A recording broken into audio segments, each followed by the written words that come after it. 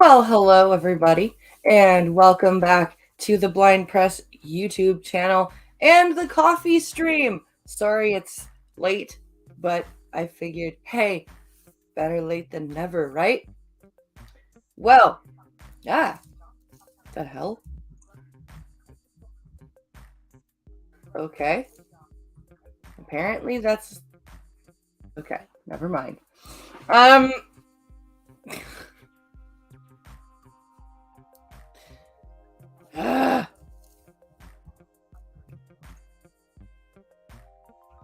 Why is everything fucked up?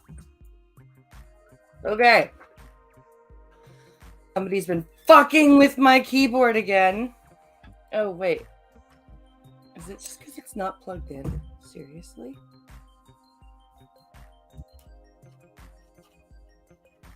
Anyway. I hope everyone's doing well, having a good day. Hello, Selecta Boy. Hello, Elwin. Hello, Pinkolo. Happy Halloween to all of you. It is Mobility Monday. I hope everyone is having a good Monday. It's a really rainy, really shitty Halloween day. Like it's bad. It's raining constantly. It is going to be like this all day. And the shitty part is that both kids are still sick. So for the record, I am not the one who unplugged your keyboard to charge your phone. No, I didn't say you were. I didn't say you were. I didn't know that when you unplug the keyboard, the keys to turn up and down the volume don't do that anymore.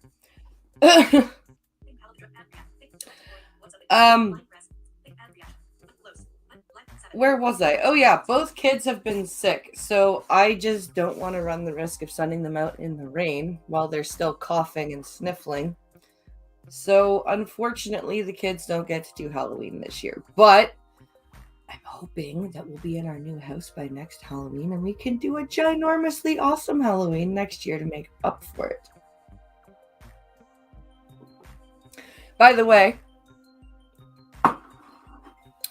the blindpress.net domain is still active because the domain payment came out this morning on my credit card and ow. So if you do feel so inclined to hit up the blindpress.net Streamlabs and either make a PayPal or you can use your credit card. Please consider doing that, because house and stuff. So before we get into the news, I'd like to say a few things. If you were not with me on Saturday evening on Twitch, you missed a big event. But I would like to also say that I find it very interesting. And I do believe in coincidences, but this is way too much of a coincidence. I vent about all the shit that I vented about on Twitch. What the fuck am I stepping on? Oh, it's the headphone cable for... Okay. Sorry. Squirrel. I vented on Twitch about a whole bunch of stuff that I had been keeping in for a long time. And not 12 hours after I do that, a post on my Instagram page that I made 2 years ago talking about my confidence to sunbathe again gets pulled down or gets reported for sexual solicitation.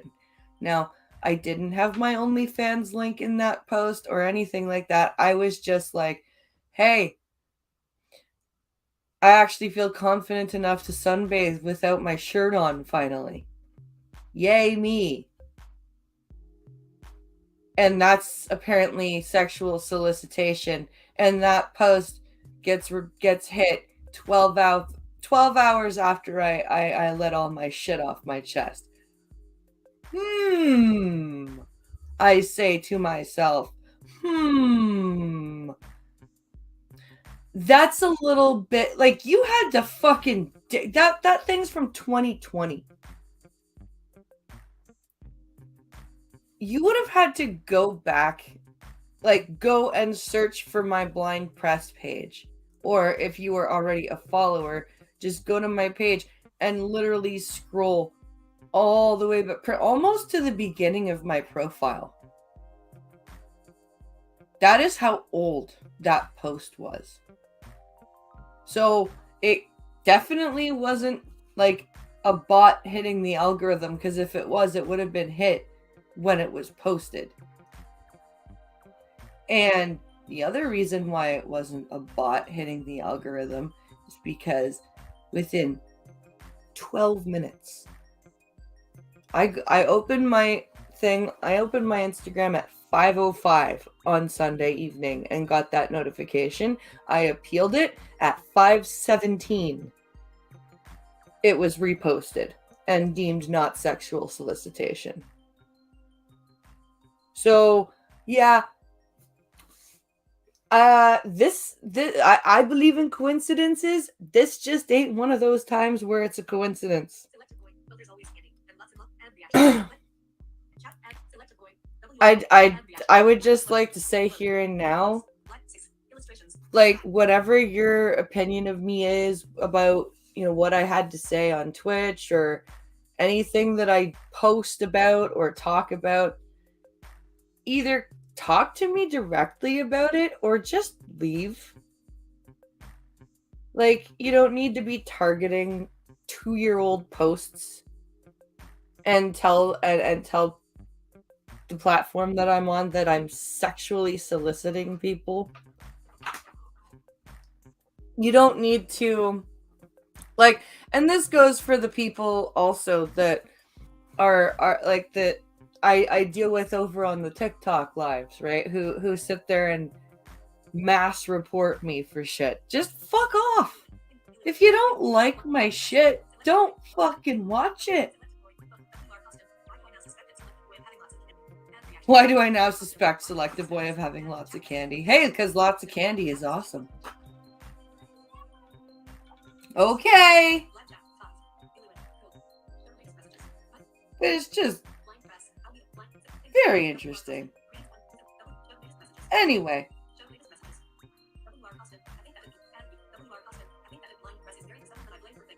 I think that Blind Press is married to someone that I blame for things.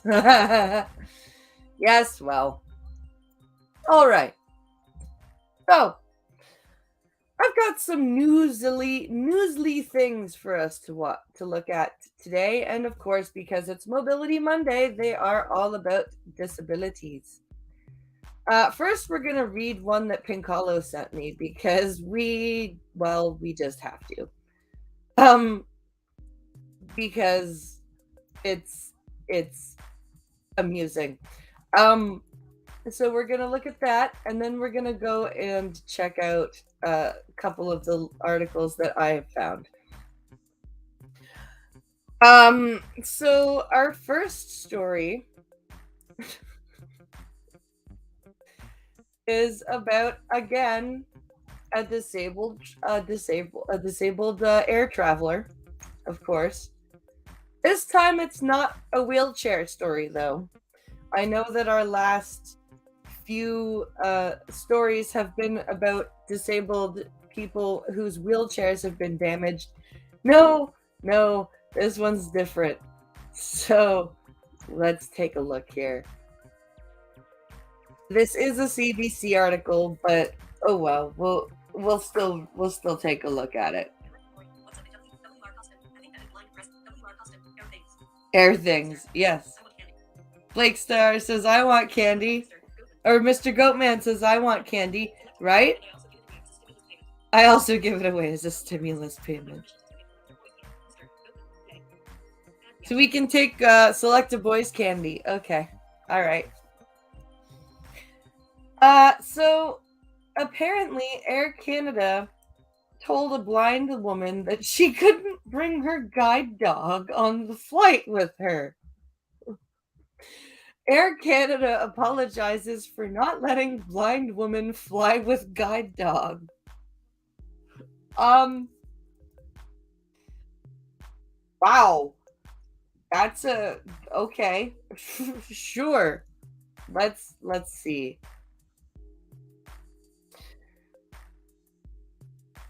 Dina Wainwright, a 49-year-old Canadian who lives in Minnesota, says she will never fly an airline again.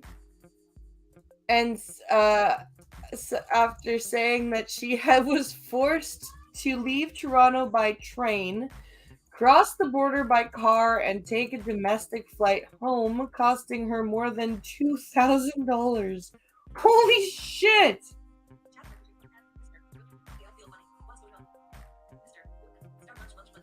Hey, Munch, I feel funny. What's going on? Ah. Oh, we stole the edibles.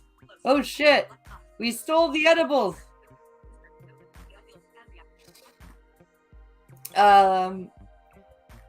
So not to mention all of the stress, Wainwright told CBC Toronto, being treated by Air Canada employees like I was a criminal, like I was being held hostage, having them speak to my daughter instead of me, like I was too mentally incompetent to have a conversation with the agent. Oh my god, the amount of times people do this to blind people who happen to have somebody that can see with them.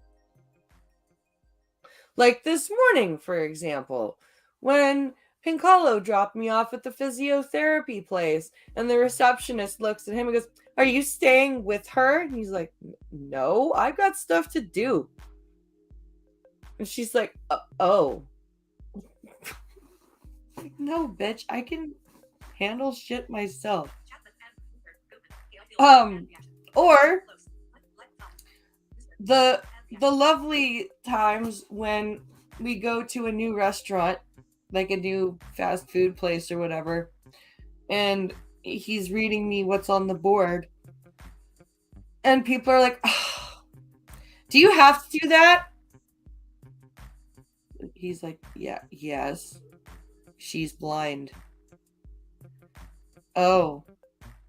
And then when it comes time for us to order, so what does she want? We'll ask her. No, I'm asking you. Well, no, ask her.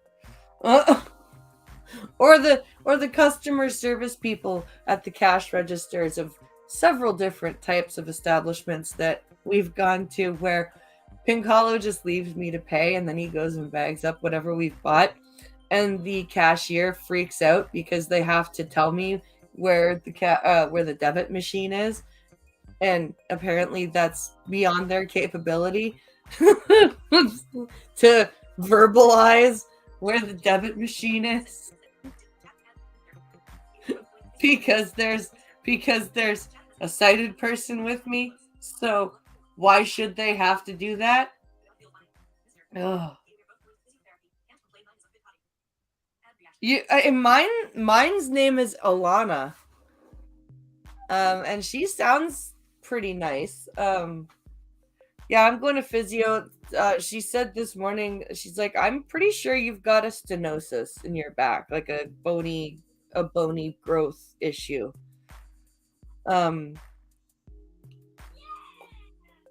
But it was just nice for somebody to acknowledge that, yes, like, this is not in your head. You are presenting with symptoms of a specific problem. It's not just in your head. Your pain is real. It kind of feels nice to be justified and validated like that, because my old doctor, like, would not have sent me to this place. She was just like, "Just take Tylenol, you'll be fine." So I had to deal with this pain for like 15 years. And then my new doctor, who's amazing, just went on maternity leave and she just got back. So that's why I'm finally getting this looked at. It's ridiculous. So let's see here. Wainwright's case isn't the first time this year that Air Canada has run into controversy over the way it treats passengers with disabilities.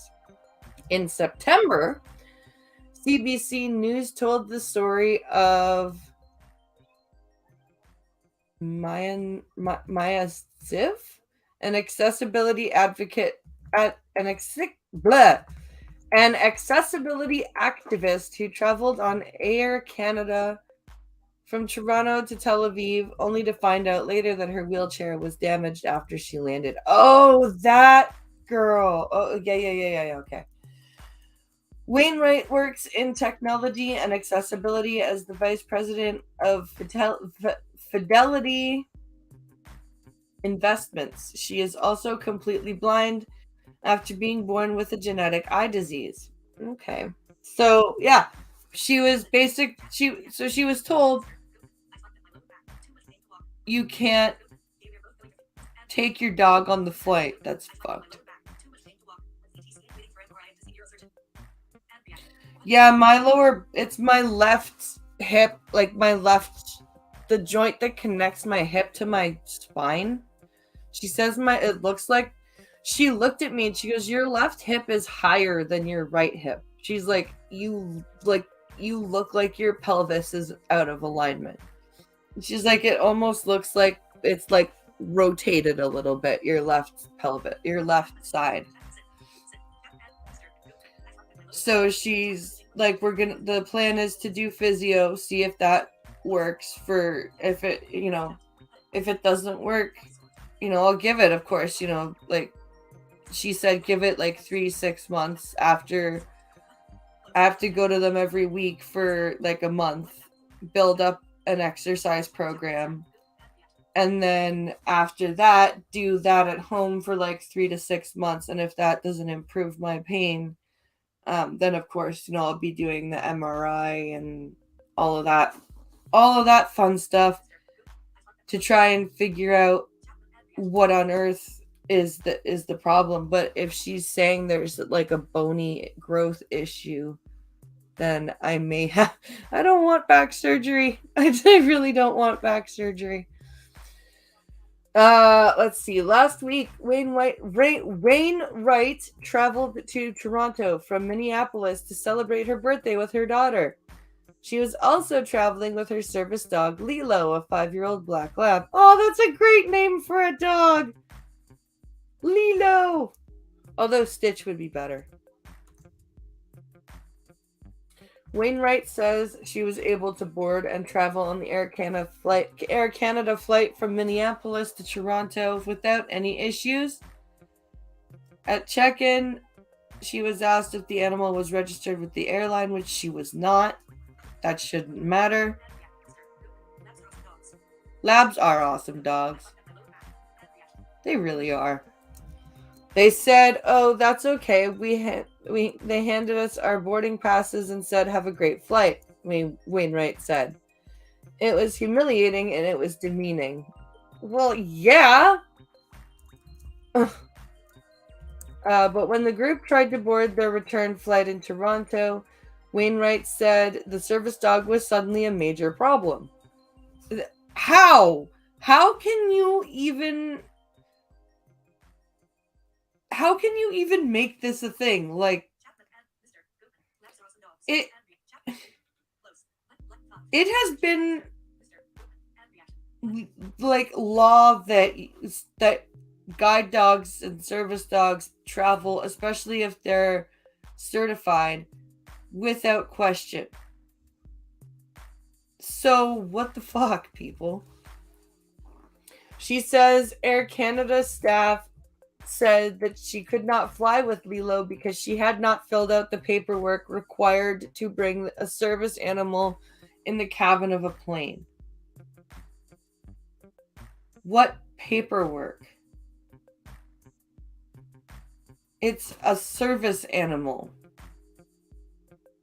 It's not a pet. Or even an emotional support animal. It is a legitimate service animal that has been obtained from a legitimate school. I don't understand. Like, the only thing that should have happened, and this shouldn't have even happened, but if there was some sort of an issue, the only thing that should have transpired was, I'm sorry, real quick, do you have her papers? Yes? Cool. Okay, have a nice flight. That is it.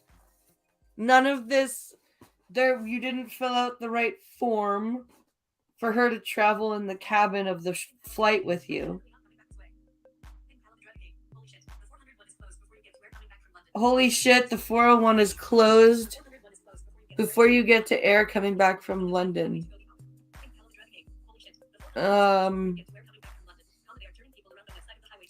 They are turning people around on that side of the highway to go back the opposite direction. I'm definitely not coming back this way. Holy shit. Was there an accident? Or just that much traffic? She said she was given the option of putting the dog in cargo, which Wainwright said would not have worked since she relies on the animal for help. Yeah, no, she's a lot nicer than I would have been. No, that's not going to work. I need the animal for help. No, how about you fuck off? You're not putting my eyes in cargo.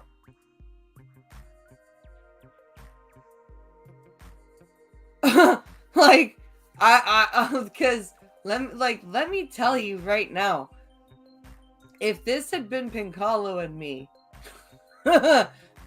here's how this conversation would have gone. I'm sorry, ma'am. You can't fly on this flight because your service dog, you haven't filled out the correct paperwork for your service dog to be in the cabin. I'm sorry. Say that again. What? No. Say it again. Well, I'm sorry, ma'am. You can't fly with your service dog. No. Wait. Say that part one more time. I can't do what with my service dog? Well, you can't fly with your service dog in the cabin because you didn't fill out the right paperwork for your service dog to be in the cabin. Oh, you mean my legitimate service dog, whose papers I can show you right now? That is a legitimate service dog. You mean that service dog? Not some bullshit emotional support squirrel, like an actual service dog. Is that what you're talking about right now? Well, yes, ma'am. Oh, okay. Here's what's going to happen. You're going to get your supervisor, and your supervisor's going to board me right now. Well, no, ma'am. No. Your supervisor is going to come from where they are right now to where I am right now. And they're going to take me on the plane. And I am going to sit down, and my dog is going to sit with me. Okay? Well, no, ma'am, we can't. Okay, here's the next option you have. Either your supervisor is going to come and get me on the plane, or Air Canada is going to have to settle out of court for a very large amount of money, and you are going to be the reason. So, which option would you like to use?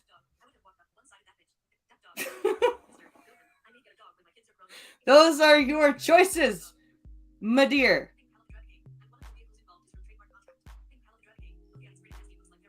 Oh yeah, it's pretty nasty.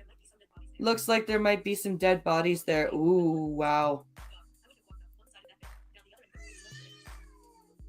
I would have walked up what's on that bitch down the other side and cooked what was left for dinner. Yup. If you didn't fill out the paperwork, you could give an option to do so. That exactly. Like you can either give me the paperwork to sign, you can forget about the paperwork and board me, or you could be the reason why Air Canada has to fulfill yet another out-of-court settlement for many millions of dollars because you guys are fucking morons. According to Wainwright, the airline also said the dog could enter the cabin if she proved that the dog or that she had a disability by presenting a Canadian National Institute for the Blind identification card. Wainwright said she doesn't have a card since she lives in the United States where there is no equivalent. Not to mention that nobody accepts them as ID anymore, so nobody fucking uses them anymore. Everybody has provincial ID now. I don't even have a CNIB card anymore. Because literally nobody fucking honors them.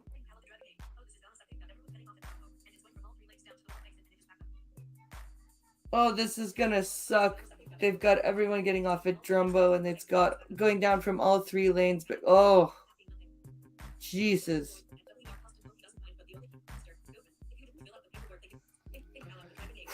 That's crazy. Happy Monday, says Pincalo. Yeah, no shit.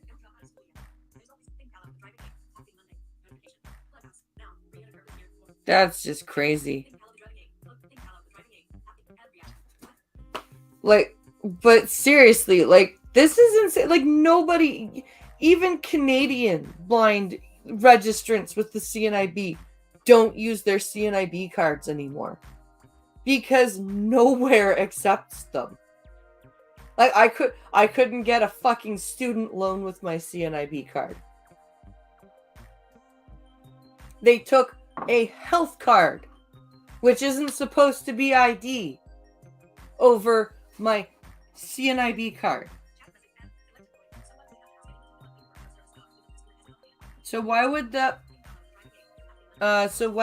person, or why would they have to fill out paperwork for a service dog if they have it on hand? I don't know. Who is calling me?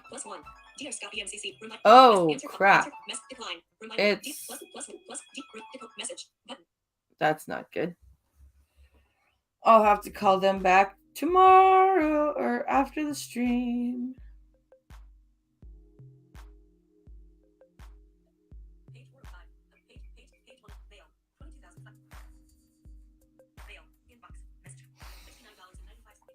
I will have to call them back after the stream.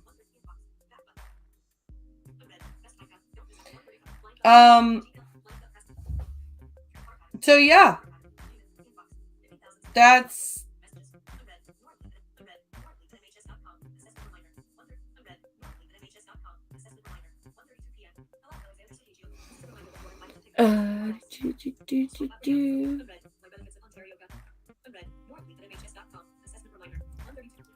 okay. Where am I here? Okay. I know what that's for. Okay. So that's that story. Mr. Self-Destruction, what's up? So why would they have to ask anybody to fill out paperwork? Because unfortunately, there are a bunch of illegitimate sites now where you can download fake looking service dog certs, and you can now find sites where you can buy fake harnesses for your pets, and you can fake your pet as a service animal. So because of those assholes that are like, I need my emotional support shih tzu. I can't live without them in my purse. We have to fucking deal with this shit when legitimate service dogs are being used. It's absolute crap. Okay. So that's that story. That's our first story. Let's move along. What's the matter, bud?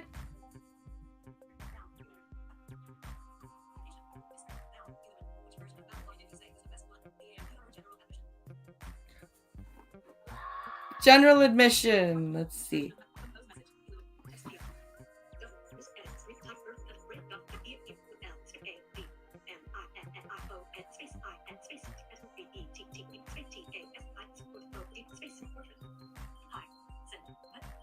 Sorry. Okay. Oops. That's not what I wanted.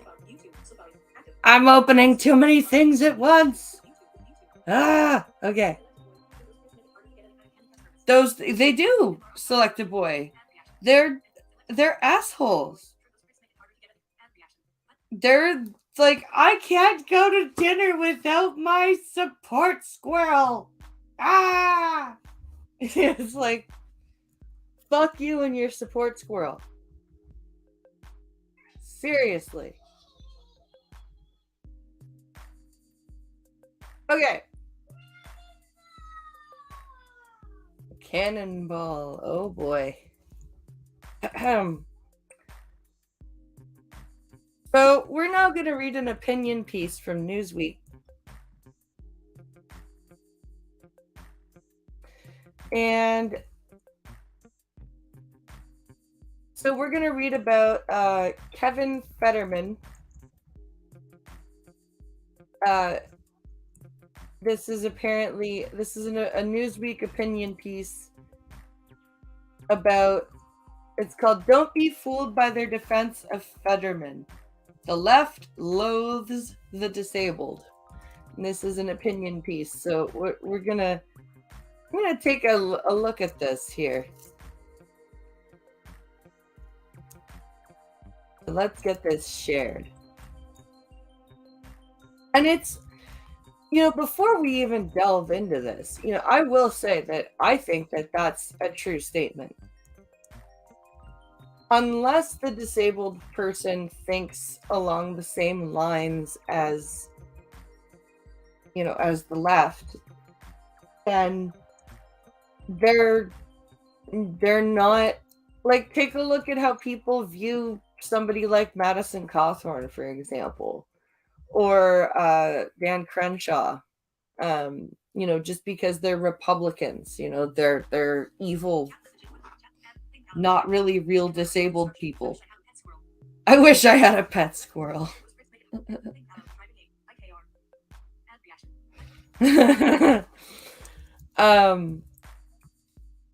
Let's see. So this says, "Don't be fooled by their defense of Fetterman. The left loathes the disabled."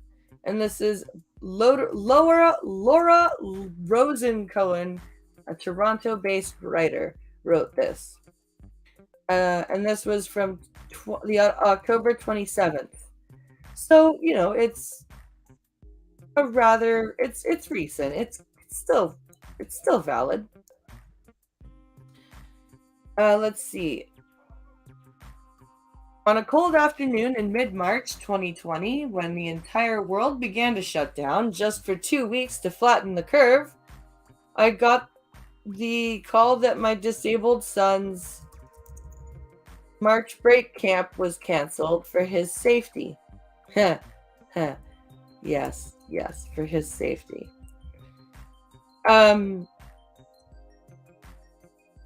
It was the first clue that the world of most disabled persons, especially disabled children, was about to become infinitely smaller and more constricted and exponentially more cruel. Yes, it is because, and as a disabled parent, it's also really hard to, like, it was hard to um it was about to, like, it was hard enough to bridge the gap with sighted parents as it is. But since COVID, nobody wants to interact with anybody. I should get a service raccoon. Oh god. Should I call it Rocket?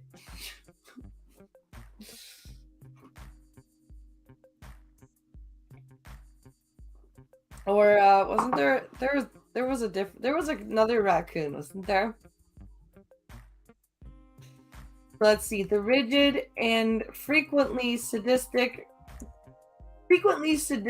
coronavirus mask and vaccine mandates went on to disproportionately affect the disabled. Parents of autistic children were forced off airplanes, while those who could not wear masks or could not be vaccinated were denied service in public and private spaces. Such people were often forbidden entering hospitals to be with sick relatives and denied life-saving transplants and medical services, all in the name of safety.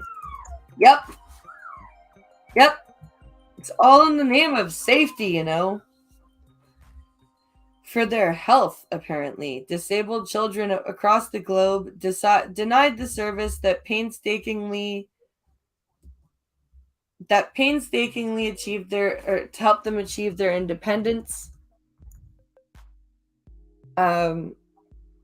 Yeah, like camps for the disabled, camps for disabled kids, or like summer school stuff, all that stuff. It was all taken away. And more often than not, the more blue the state, the more draconian its regulations became. Yeah. And it was very interesting in Canada because we tried to at first kind of keep it province by province, right? And stick with the health care measures in each province. But then the federal government stepped in and was like, no, we have to do this across the country. And like, because for a while, Doug Ford had a very measured response to this, and then it was almost like Trudeau did call and go, if you want Ontario's equalization payment this year, you better play ball, otherwise no money for you. That's what it seems. The political left was utterly indifferent to the collateral damage of mask mandates and lockdowns on the disabled. It was only when the mandates began to be lifted by the blue states it was only when mandates began to be lifted by blue state public policy pivoted on their masked narrative and began claiming that they were necessary to protect the disabled and vulnerable. Yeah, that was a big part of why we were masking for so long. It was, well, you don't want to make disabled people sick, do you? Oh, god damn it. Sorry, guys, I have to stand up for a minute.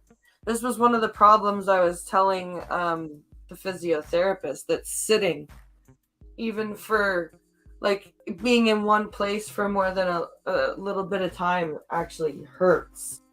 Like doing dishes or sitting in my chair for a long period of time, or Like that's why I prefer to do stuff like doing laundry, because I'm at least moving. Whereas if I'm doing the dishes or even cleaning the bathroom, I'm in one position doing something for a long period of time and my hips lock.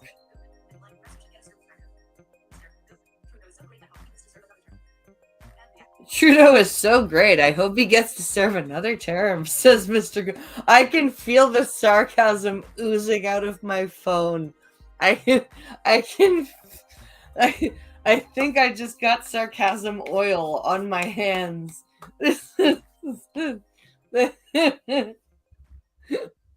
Oh my gosh. That was good. That was amazing. Where am I? So I am sure I am not the only relative of a disabled person who has been sickened by the absolute gall of the left for acting like they are the absolute defenders of the disabled in the wake of the train wreck Pennsylvania senatorial debate between Kevin John Fetterman and Dr. Medmetaz. John Fetterman suffered a stroke just before his primary election, which he won. Ever since, Fetterman's campaign, together with the mainstream media, has worked diligently and tirelessly to cover up the extent of John Fetterman's post-stroke cognitive disabilities. And if anyone touched upon Fetterman's difficulties, they were smeared as ableists by the left. Cable news has ableist meltdown over John Fetterman's recovery from stroke, read a typical headline. Wow, that's true. Because no, Kevin Fetterman. I screwed up John Fetterman with Kevin Federline. So I screwed up. I called him Kevin Fetterman instead of. Hey, Jordan. Oh, yeah.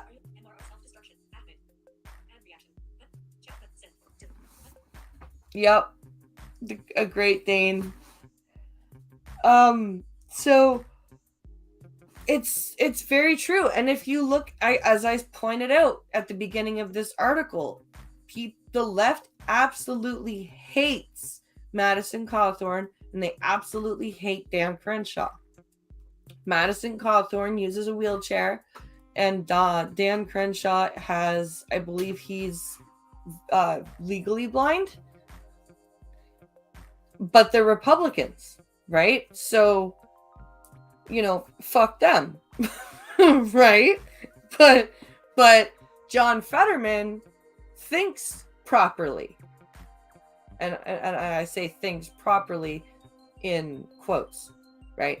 So he thinks properly, right? So anybody who, points out how and the fact that his team has been hiding his post-stroke disabilities rather than going, you know what? Yeah, I'm struggling, but I'm still trying to fight for my constituents despite this.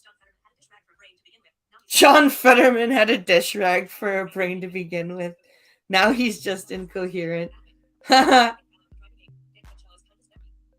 Crenshaw is kind of snarky. Well, yeah.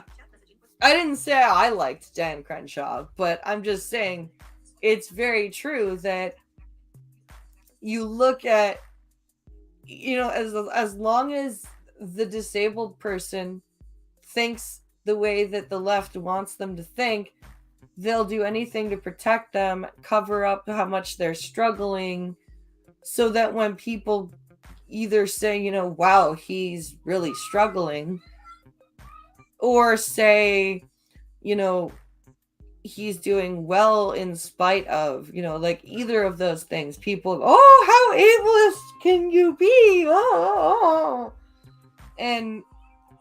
But if his stroke didn't affect him, wouldn't he not be disabled, right?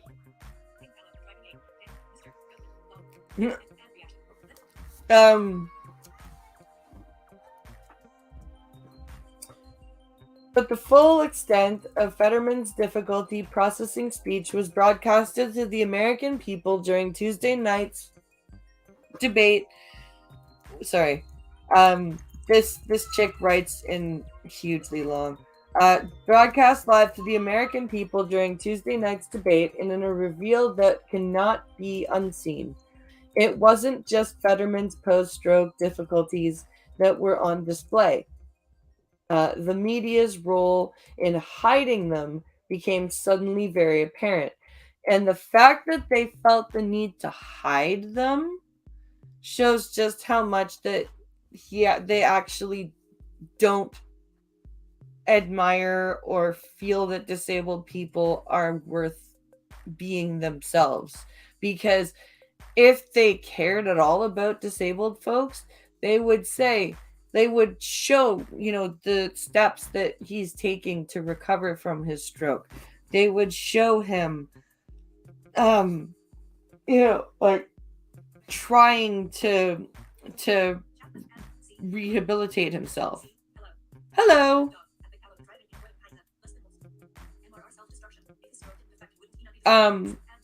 There's like here's an example, right? If you have I was reading chat and I completely lost my train of thought. God damn it. Come on back, thoughts. It was a good one. I know it was a good you know how when you have a thought and then it slips away, but you know that it was actually a good one? Yeah, that's just happened to me right now, and it's very sad.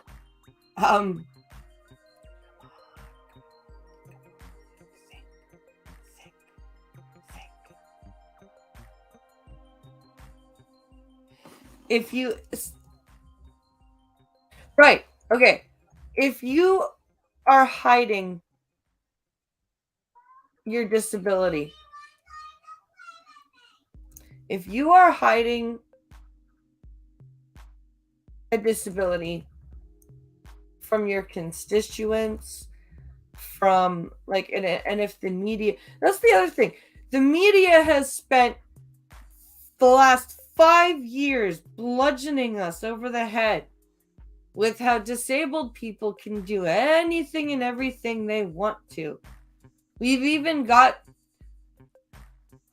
to the point where disabled people are going, okay, do you have to, like, do you have to do this? Like, we know what we're capable of.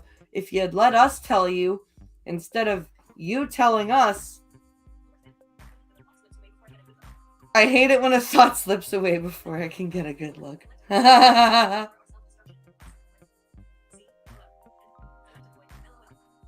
was funny, Lord Famine. But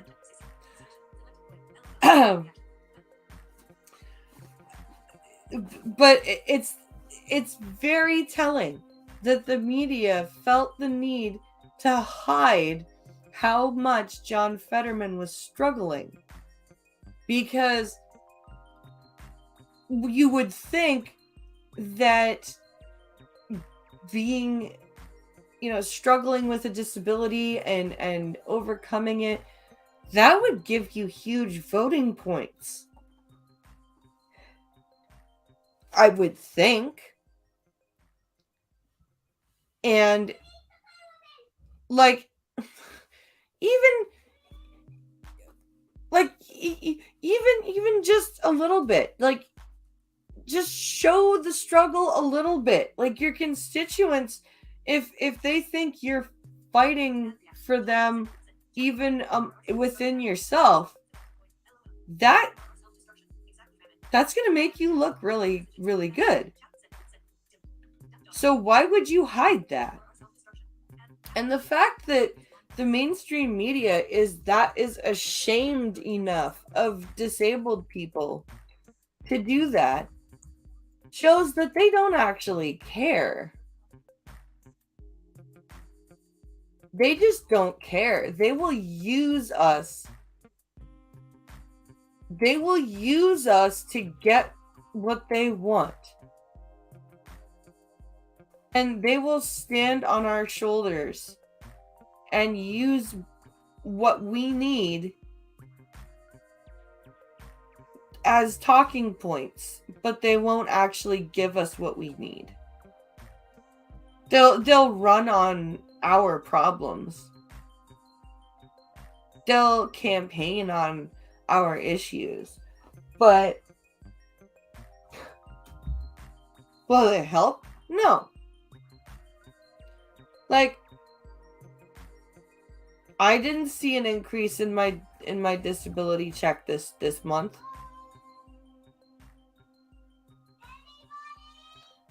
Your brother is watching a show and you don't need anyone to play with, bud.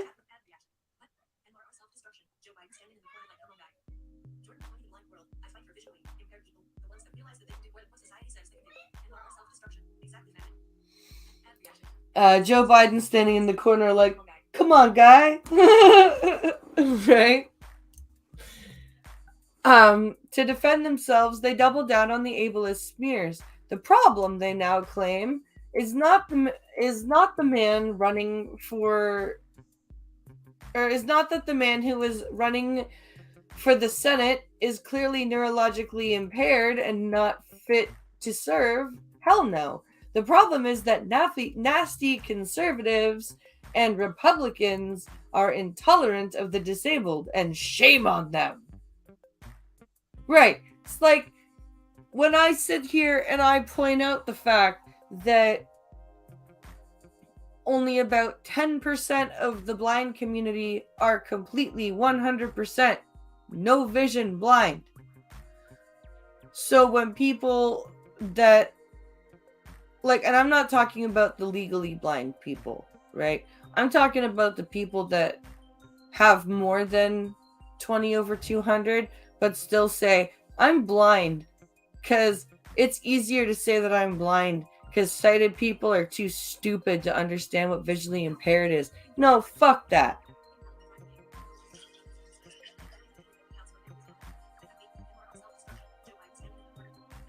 Like,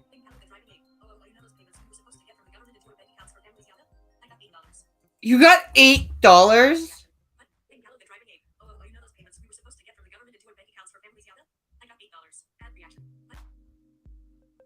You got $8. I got an entire, so my check didn't even increase. I got $469 today. That's my whole month's check from disability. $469.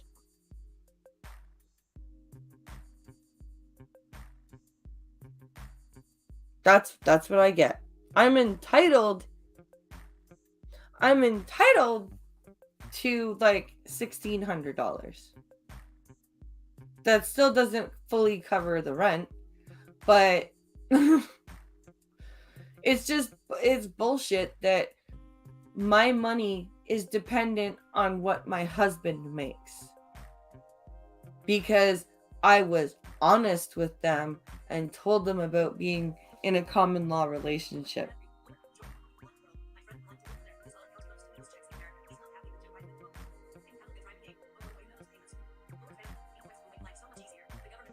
$8 will make life so much easier.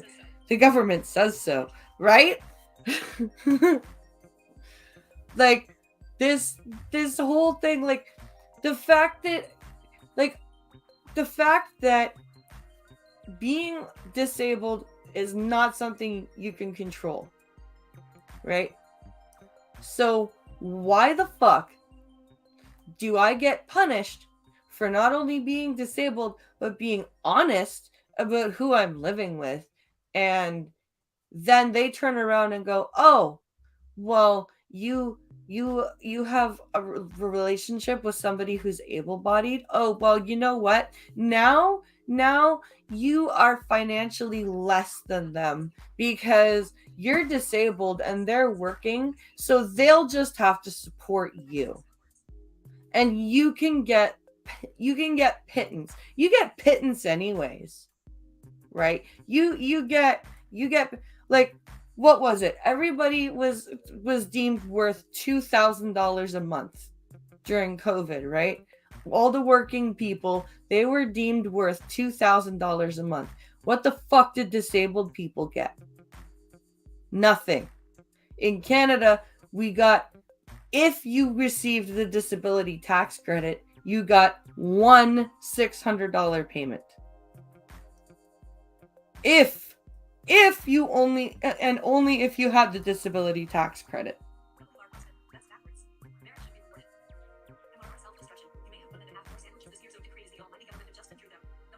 You may have 1.5 more sandwiches this year, so decrees the almighty government of Justin Trudeau.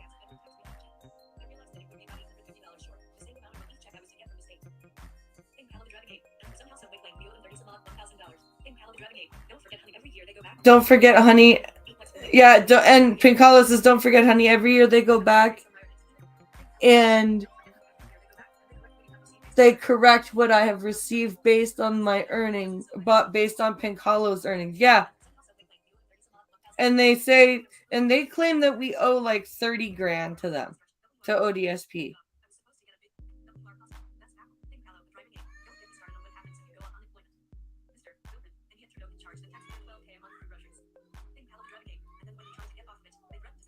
And then when you try to get off of it, they threaten to send you a bill. Yeah. Like, and when Pinkalo was full-time employed and he lost his job, they were like, okay, you have to go on EI. Okay, fine. We'll go on EI. Oh, you're on EI now? Oh, well, now Blind Press doesn't get disability payments because we're deducting dollar for dollar what Pinkalo's getting. And why are we doing this? Oh, because it's an incentive for Pinkalo to go back to work.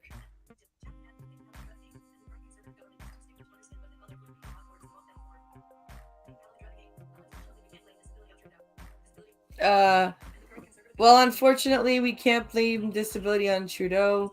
Disability is done by the provinces, and the current conservative government is too stupid to understand what the hell they're doing, because Rob Ford is the wrong dead Ford. Blind Press, my friend, that's fucked up. It is. You should be rewarded and equal in the marriage. Yep.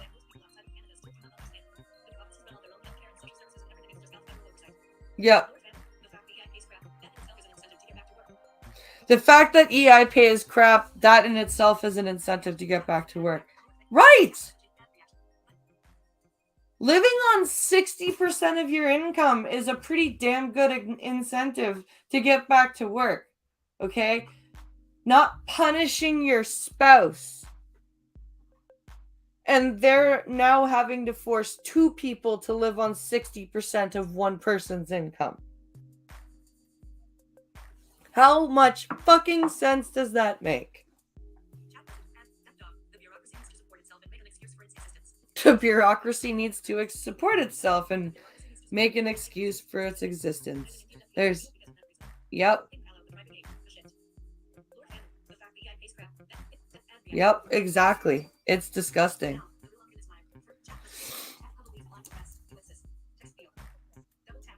Oh, let's see. Fetterman was brave, they insist. And anyone who doubts his competency is a eugenicist Nazi. Oh, yes, of course, because God forbid you should quit. Like, I'm sorry. If you are neurologically impaired and you have not recovered from your stroke, you are not fit to serve as a senator.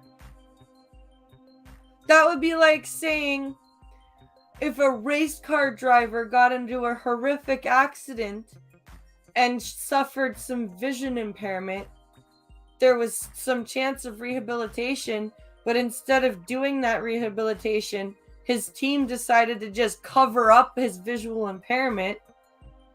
And then it finally came out in the first race he did, and he's like swerving all over the place and fucking crashing into other people because you can't see where he's going.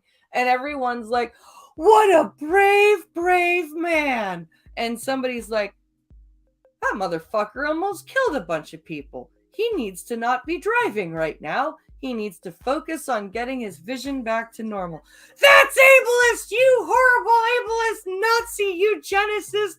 How dare you not let that brave man drive a car? No. And it's the same thing if you are dealing with brain impairment and you are still being rehabilitated, you cannot be running a part of a government. You need your wits about you. Isn't that what happened to Dale Jr.? Torsos can drive too. Outside of the house, I need a wheelchair. You gotta claim me.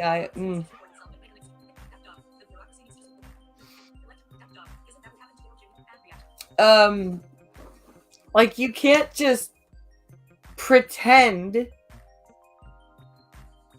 that a disability, first of all, you can't pretend that a disability doesn't exist, because that is not a way of honoring and acknowledging a disabled person. Pretending their disability doesn't exist. Like, if I was, that would be like Pincolo refusing to drive me anywhere and help me out because he doesn't want to acknowledge that my blindness exists, but he was looking at it from the point of view of, if I don't acknowledge that it exists, I'm empowering her. No, that's not how that works. You have to acknowledge the existence of the disability. Acknowledging the existence of a disability does not mean that you are at the beck and call of the disability. It just means that things need to be adapted. No, rehabilitation is not ableism, Jordan. Exactly. You are exactly right. Like, when you first lose your sight, you're going to need independent living skills. You're going to need O&M skills. You're going to need, it's called vision rehab, and it's not called vision rehab because they're helping your eyes get better. It's called vision rehab because it's rehabilitating you to function without vision. That's why the part of the CNIB that deals with independent living skills, O&M, Braille, all of that has been rebranded to Vision Loss Rehab Ontario, or Vision Loss Rehab Canada. So VLRC or VLRO, depending on the province.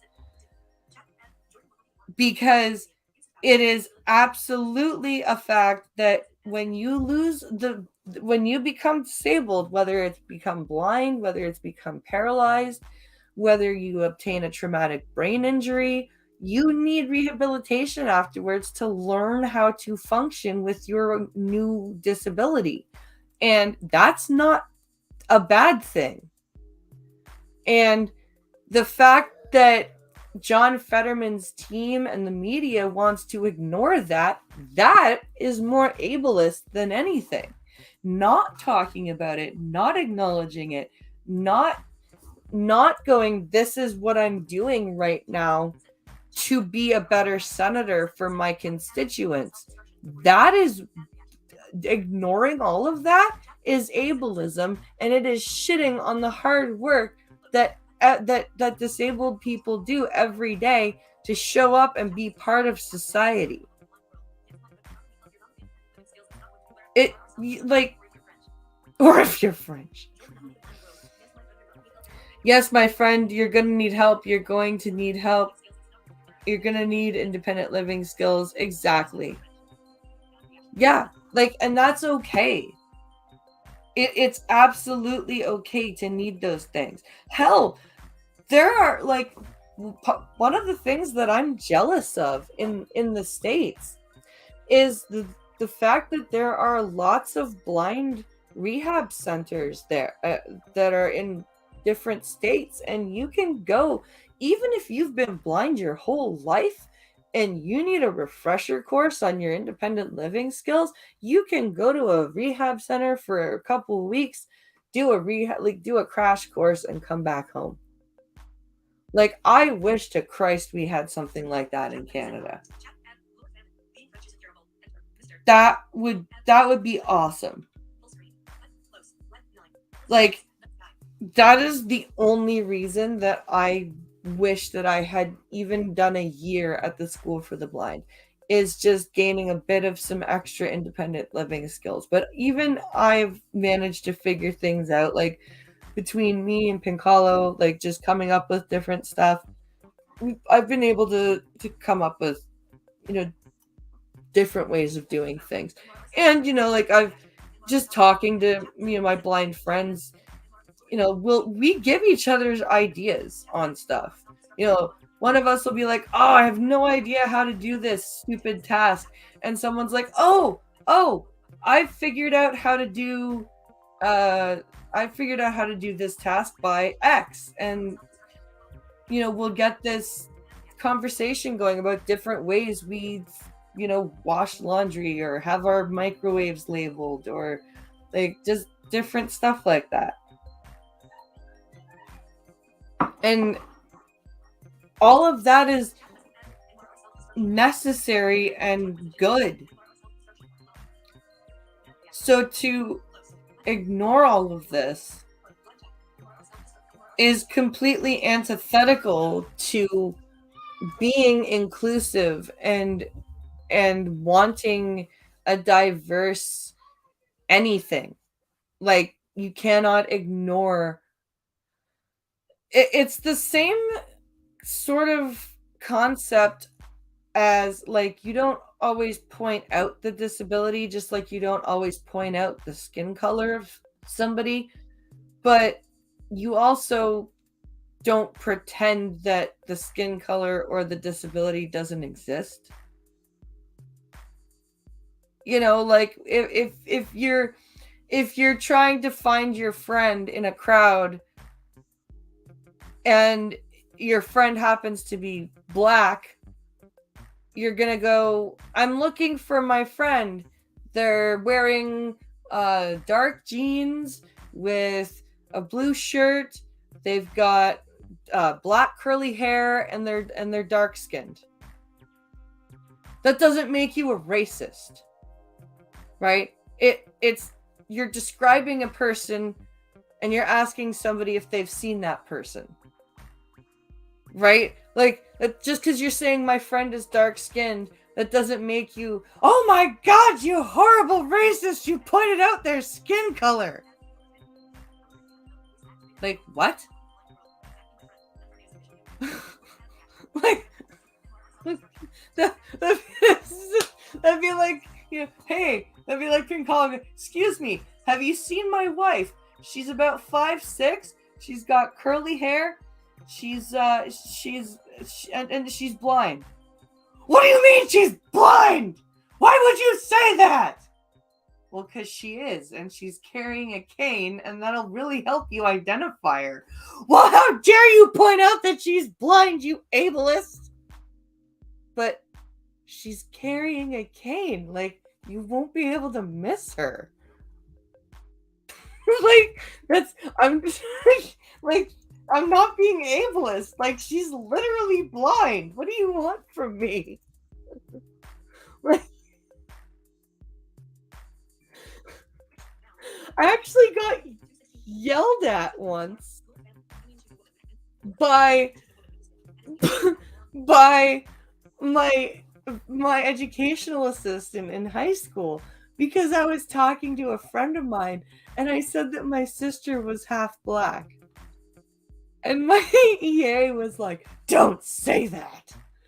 And I'm like, "What? Sister? My?" Like, I was confused. She's like, "Don't say black." I'm like, "Why? Like, what should I say?" Like, I'm not gonna say she's colored. Like, I, what do you? Her dad's Jamaican. Her mom is my mom, and then you've met her. She's a ginger. So, my sister's half black. What the fuck do you want?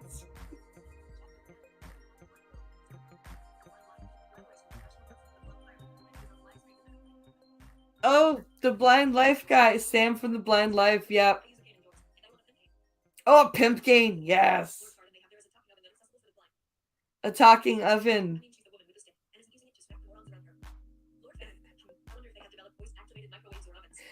Lord Famine, there's actually a smart oven. My friend has an Amazon smart oven.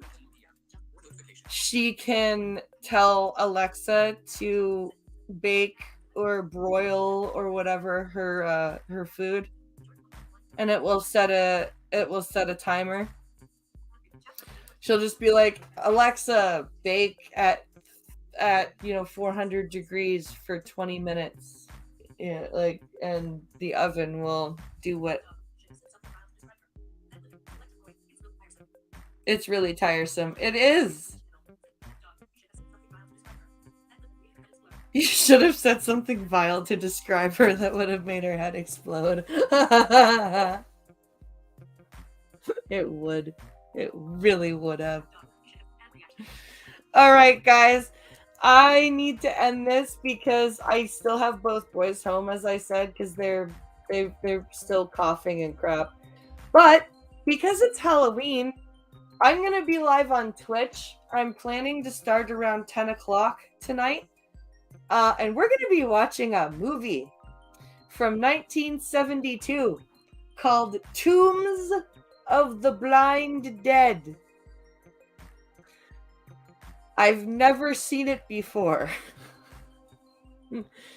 And I think I might be able to get away with playing it right through on stream. So you're not going to want to miss that. So come by tonight, twitch.tv/blindpress for Tombs of the Blind Dead. And that'll be fun. You too, Lord Famine. Have an awesome day. You guys are great. I'll see you guys tonight on Twitch. Have a great one. Bye.